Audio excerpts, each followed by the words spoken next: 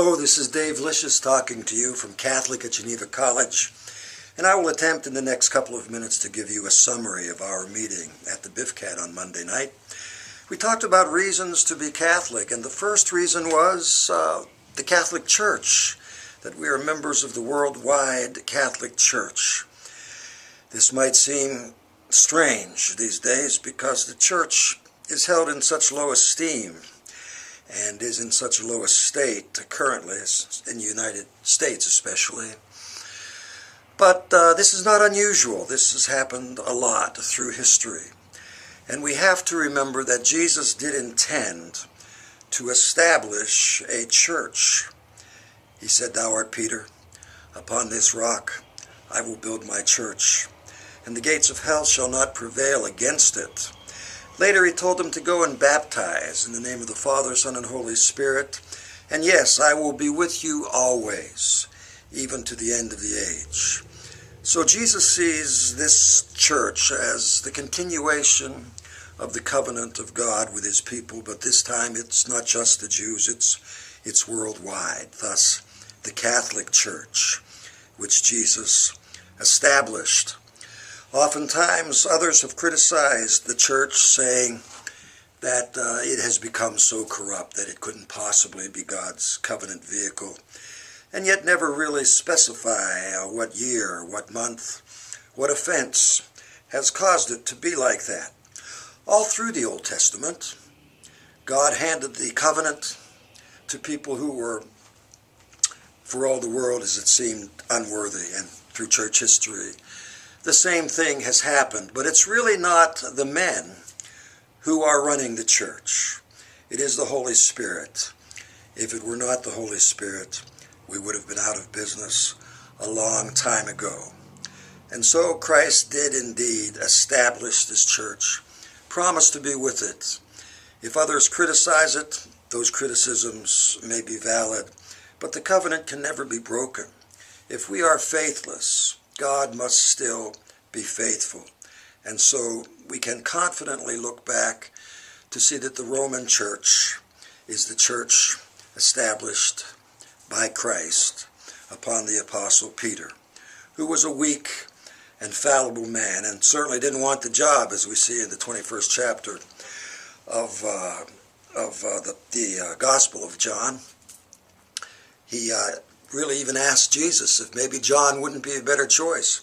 After Jesus had forgiven him and told him to feed his sheep, Peter said, what about him? He's the guy that really is the hero. Your mother is living with him. He stayed by the cross until you died. I ran away. I denied you.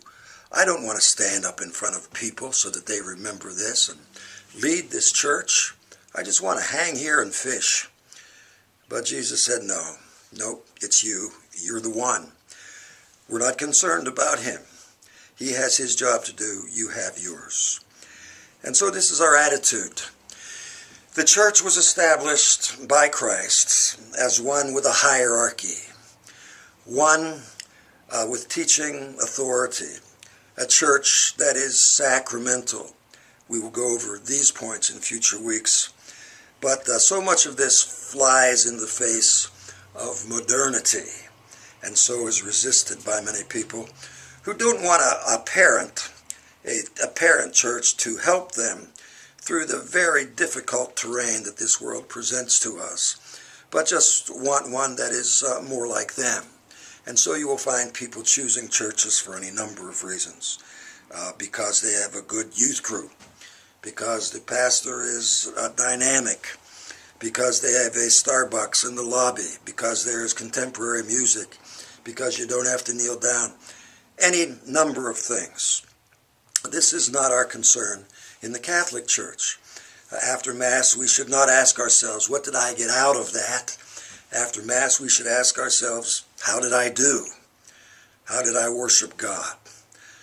And so, all of the very difficult issues that people deal with, especially the life, sex issues such as contraception, abortion, such as fetal stem cell research, a marriage, a divorce, living together before marriage, pornography, masturbation, all of these issues, gay marriage, different things like that.